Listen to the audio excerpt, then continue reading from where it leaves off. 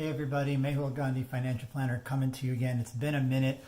Today I want to talk to you about my top 5 tips for entrepreneurs to have a successful retirement. Number one, let's get right into it. Number one is do what you do best as an entrepreneur, as a freelancer, as a contractor, and farm out everything else. Whether that's farming out your accounting, your legal work, your financial planning. Make sure that you're hiring experts to do that so you can focus on what you do best and what brings you in and generates the most revenue and income. So there are a lot of changes that occur, whether it's changes to OAS or CPP, tax changes, things like that, and it's best to farm those out to the professionals so that they can take care of you best. The next thing is pay yourself first, making sure that when you create a business or when you start a business that you're able to pay yourself first. Making sure that you get paid first ensures that you can put money away towards retirement on a regular basis, and that's going to allow you to be able to retire eventually when you're ready to stop working or sell your business. Next, use RSPs and TFSAs in tandem. Use them together. Oftentimes I hear business owners saying that RSPs aren't worth it or TFSAs aren't worth it. They don't want to take the salary out of their businesses in order to invest in those types of vehicles.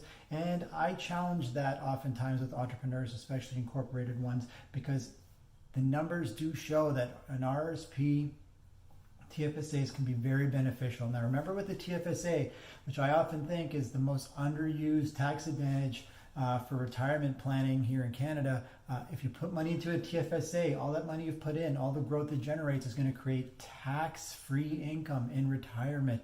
That's also income that it doesn't count as being taxable, and it's going to keep you under any particular tax bracket that you're trying to stay under during retirement. So really powerful right there. And of course, RSPs are also very powerful, especially if you're planning to stay in business for a short period of time and eventually going into a traditional retirement where your income is going to be kept low. Number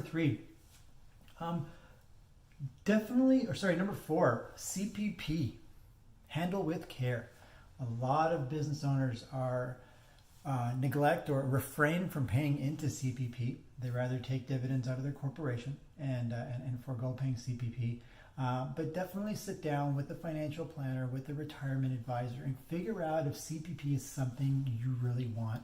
And what I find is that CPP is most often misunderstood by a lot of Canadians, and they don't really know how it works, what it means to take it early, take it at age 65 or take it later, the fact that they can still work even though they're collecting CPP, the fact that CPP is taxable. All these things are a little bit unclear to Canadians. So once you've actually sat down and learned about exactly how CPP works and figured out if it's going to fit into your situation, then you can decide if you want to go ahead and pay into it or not.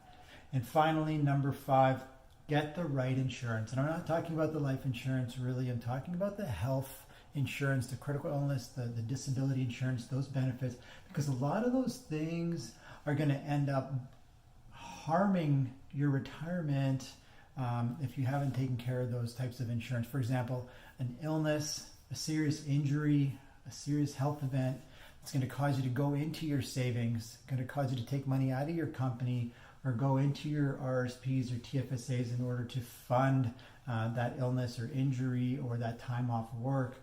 Maybe even selling your business prematurely because you're in poor health and aren't able to make sound decisions at that time. This can really affect your retirement, the retirement of your loved ones, your spouse going forward. So I definitely recommend business owners that are working hard, working long hours, definitely have high stress, definitely look into making sure you have the right living benefits. So disability insurance, long-term care insurance, critical illness, and even your health insurance for you and your family, because that can definitely protect your retirement in the long run.